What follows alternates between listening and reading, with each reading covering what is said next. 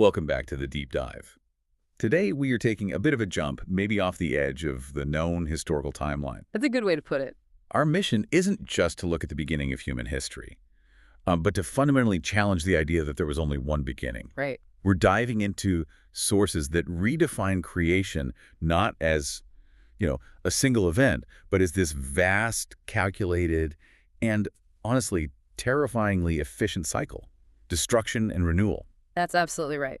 We're drawing today largely from a fascinating and quite dense text, The Replenishing of Earth, scroll number 147. Okay. And if you think history is linear, well, this material really demands a rethink. What's crucial here, I think, is the focus on the word replenish. Replenish, not create. Exactly. It suggests that life on this planet is based on deliberate, organized reconstruction after a cataclysm, not some fresh, pristine creation out of nothing.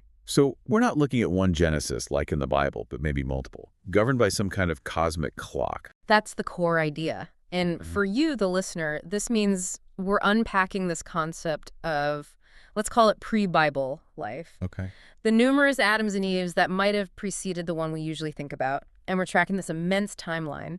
The source calls it a 49,000-year scheme that dictates when these resets happen.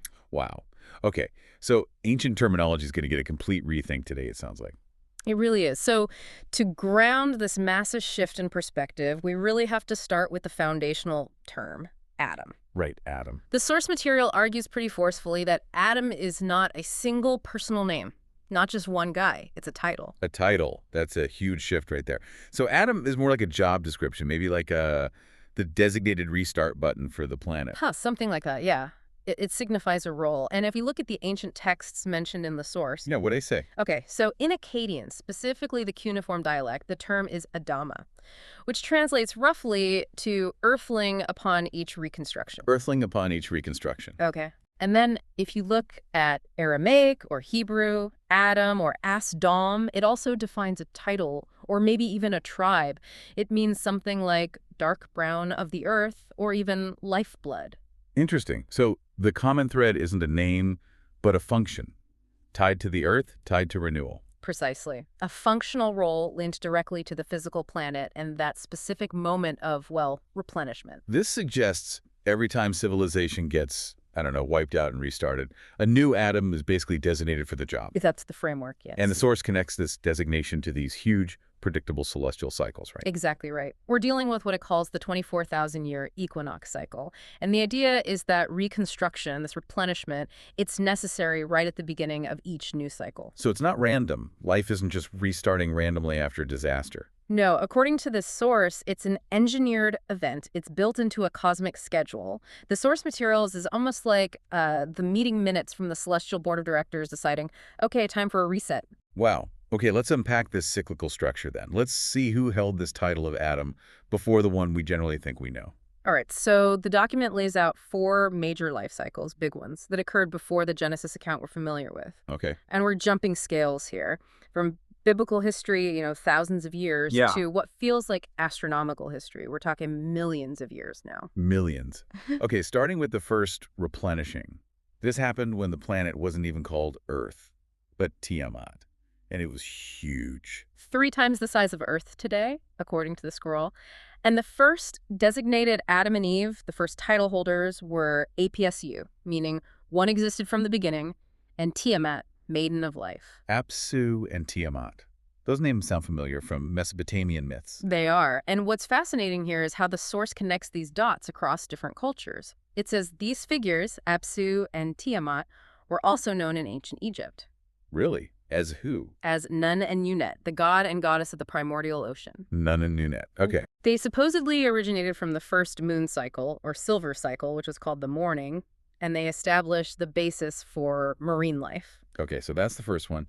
Then the second replenishing followed. Led by LHMU and Lahamu, their titles translate to something like deity and lady of war or battles. Lamu and Lahamu. They came from the first sun cycle, the evening cycle. And their destruction dated around 17,250,000 years ago. It was catastrophic. Meteorite showers. Meteorite showers again. Okay, pattern emerging. What about the third replenishing? That one featured Anshar and Kishar. Their titles mean foremost of the heavens and foremost of the firm lands. Anshar and Kishar. And again, there's an Egyptian connection. They were supposedly known as Kek and Keket, the god and goddess of darkness associated with the primordial darkness before creation. Kek and Keket. Right. This was the second moon cycle, the morning again. You see the pattern, moon, sun, moon. Yeah, morning, evening, morning. It feels relentless, this pace of cyclical resets. It does. And now, here's where it gets, well, really interesting, as you said. Moving into the fourth and final cycle of that particular 24,000-year equinox period. The fourth replenishing. Involving Anu and Antum. This was the second sun cycle, the evening. And this cycle ended, the scroll says, about 14 million years ago. And guess how? I guess. Another meteorite shower. Bingo. Another meteorite shower causing a massive dust cloud.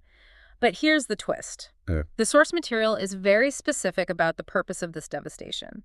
It claims it wasn't just random bad luck from space. It had a purpose. Yes. A calculated culling is how it reads. It was designed to destroy most of the dinosaurs. The text says specifically because they were killing off both early man and herbivores. It also wiped out what the text calls prehistoric men. So it was like planetary management, clearing the slate with like surgical precision to allow for a different kind of human form, maybe. That's the implication. Calculated precision to pave the way for something smaller, maybe more manageable. It completely reframes the whole dinosaur extinction event. Absolutely. Yeah. And the survival story here, it's incredible. Most life wiped out, except who survived? Except for 13 specific tribes. The source names the Pygmies, the Watasis, and the Hindus. How did they survive something like that? They supposedly took refuge behind waterfalls, which apparently led to deep air pockets or caverns. They survived the cataclysm deep beneath the earth. Wow. In a place the text calls Shambhala, meaning scented by Allah. It's also equated with Hades, the lower world. Shambhala, Hades. These names echo through so many myths and legends. Exactly. It's hard to even imagine 3 distinct family groups surviving a planetary apocalypse miles underground. That's not just a survival story. It feels like the potential route for almost every underworld myth we have. Okay, so that incredible narrative brings us roughly up to the cycle that, well, most people mistakenly call the beginning, right? Like the Genesis story. That's right. But in this vast 49,000-year scheme, this is only the 5th replenishing, and it kicks off a whole new sequence of 4 cycles. The 5th, okay. And this is the era of the Adam and Eve we're more familiar with. Generally, yes. Though here, they're first identified by the titles Cadmim, meaning upfront, and EVE. Adam and Eve. They were, and this is a key term, procreated. Not born naturally, but engineered, about 49,000 years ago as Homo sapiens. Procreated, okay. And the source gives other names for them, too. It does. It connects them to Syriac-Arabic names, Adam and Hawa, and also Aramaic Hebrew names, Zakar, which means rememberer, and Nekeba, meaning tribal leader. Zakar and Nekeba. So wait, if they were procreated, they weren't just, born under a tree in a garden. Not according to this scroll, no. They were created in a laboratory. A lab? Seriously? Yes. The source names the location Shemiti. It translates to house where the wind of life is breathed in. Shemiti. Wow. And who are the creators? The text identifies them as the Elohim, specifically a group called the Anunnaki. The Anunnaki. Names often linked with ancient Sumerian texts. Exactly. The scroll even names individuals involved in the procreation. Nigril, Ereshkigal, Ninti, and Enkia. Okay. Enki, Ninti. Those are significant names in Sumerian lore, so why? Why were Zakar and Nekeba created? Crucially, their creation had a clear industrial purpose. They weren't created for worship or companionship initially. They were designed to be Lulu, MLL. Nulu, MLL. It means primitive workers. They were explicitly tasked with mining gold. Mining gold. Where? In a location called Rafali for the Anunnaki. Okay, hold on. This raises a big question. Why gold? I mean, if these Anunnaki beings have the technology for interstellar travel and genetic engineering, why do they need humans, primitive workers, digging gold out of the ground? That's a common question. The source implies the gold was essential for something related to their own planet, maybe atmospheric repair or some kind of technology sustainment. The Lulu Amelo humans were basically essential personnel in a giant cosmic resource extraction operation. Huh. Essential personnel. But the story goes that the workers, Zakar and Nekeba, they disobeyed, right? The whole tree incident. Exactly. They partook of the tree of agreeable and disagreeable things, defying the Anunnaki overseers named Kalkael, also called Iriel and Rudwan. And the consequence was being kicked out of the garden. Yes, cast out of Jan, which means the enclosed garden of delight, into what was called the Ganawa, the outer garden. But the real consequence, the one that impacts us today, according to this source, it was more than just physical eviction. They were functionally, well, maimed in a sense. Maimed? How? Their 4 higher senses, telepathy, clairvoyance, intuition, and psychometry, these abilities were severed, cut off. Severed, so they lost psychic abilities. That's the claim. This act cut off their direct psychic communication link with their creators, the Anunnaki. Wow. So the source is basically saying that modern human consciousness, our reliance on just 5 physical senses, that's actually a kind of disability imposed on us. A massive reduction in capability from our original procreated state. Yes. It's presented as a punishment or perhaps a control mechanism. A punishment that limits our ability to perceive or even contact our own creators. Exactly. The removal of those senses, according to this narrative, ensures that humanity remains the Lulu Emilu, the workers, limited in perception, confined to the physical world, and confined to the timeline they were given. What timeline was that? They were told to replenish the Earth for 6,000 years. 6,000 years. Okay, which brings us where? Well, the text notes that the listener, you, are currently living near the end of this 6,000-year period. The end? Now. It suggests this cycle is slated to conclude around the year 2030 AD. That would complete 7,000 total years if you account for some lost time mentioned elsewhere. 2030, okay. And what happens then, does the source say? It ties this endpoint to the predicted arrival of Nibiru. Nibiru. The 12th planet, Planet X, that whole thing. Also known as the White Planet or Rilo 7 in this text. It's described as a massive craft. A craft, not a planet. A massive craft, yes. And according to the source, upon its arrival, it will launch 50 smaller passenger ships. They're called shams. Shams.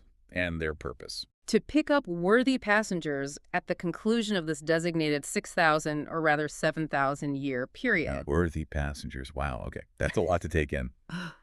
All right, moving chronologically then to the last major reset the source details, what the text calls the last replenishing. This would be the famous flood event, right?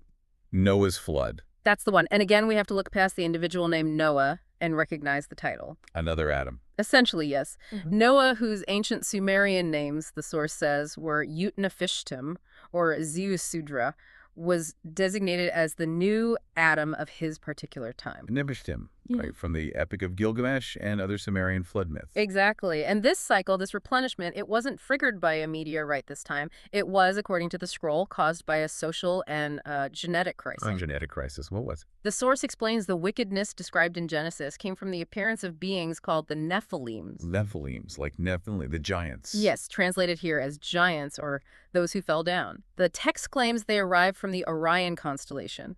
From Orion. Okay. And what did they do? They began to mate with the daughters of the existing human population, called the Dogon Adamites in this text. What? This interbreeding resulted in children with what the source calls dangerous dual natures.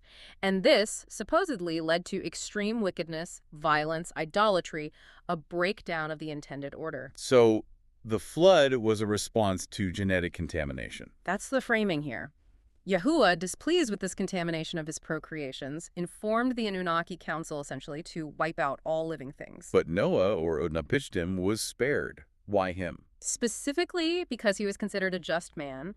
The text uses the term Zuokyu, meaning righteous, and crucially, he was perfect in his genealogy. Meaning he hadn't interbred.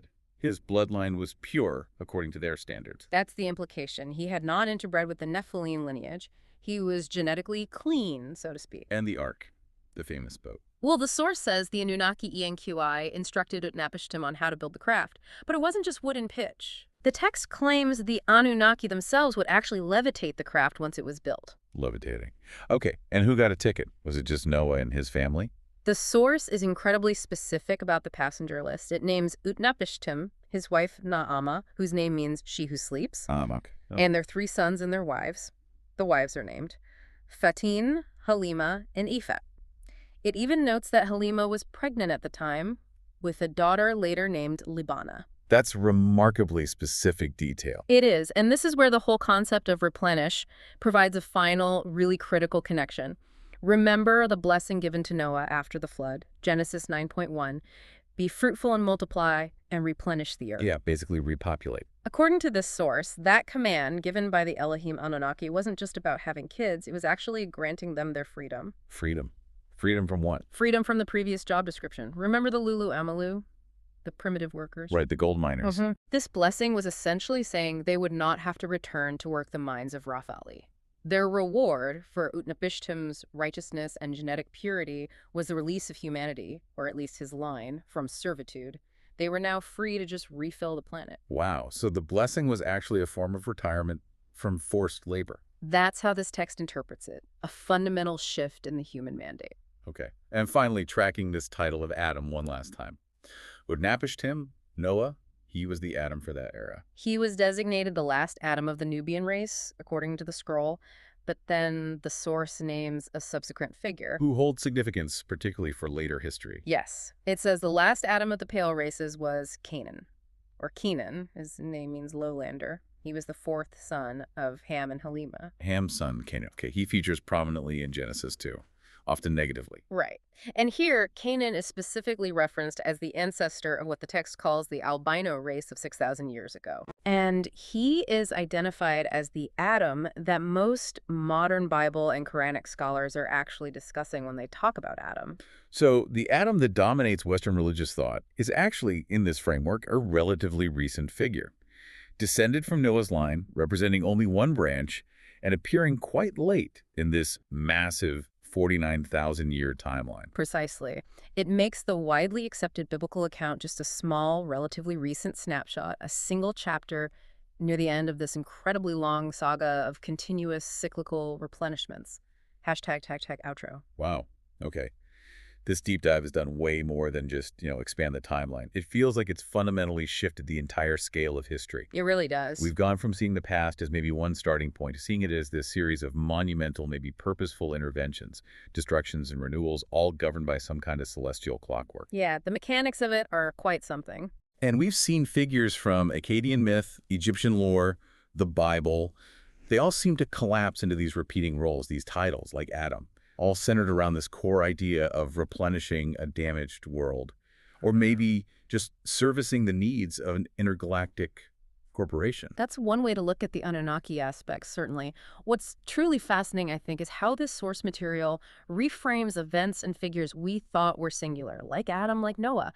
They become repeating designations within this vast, calculated 49,000-year scheme. Yeah. And this raises a really important, maybe unsettling question, especially considering that alleged disconnection of our higher senses. What's the question? Well, if the current state of human consciousness, our reliance on just the five senses, is defined by that severing, that punishment from 49,000 years ago, then what forgotten knowledge or what innate capability from those previous cycles might the current Adam, meaning humanity today, be unknowingly suppressing or carrying latent within us, especially as we approach the supposed end of this current 6,000-year work assignment? What potential are we sitting on that we don't even know we have? Yeah. Because it was deliberately taken away. Yet. That's definitely something to reflect on. It is. Think about that as you go about your day. The massive difference between the beginning and the deliberate calculated act of the replenishment. What cycle are we really in?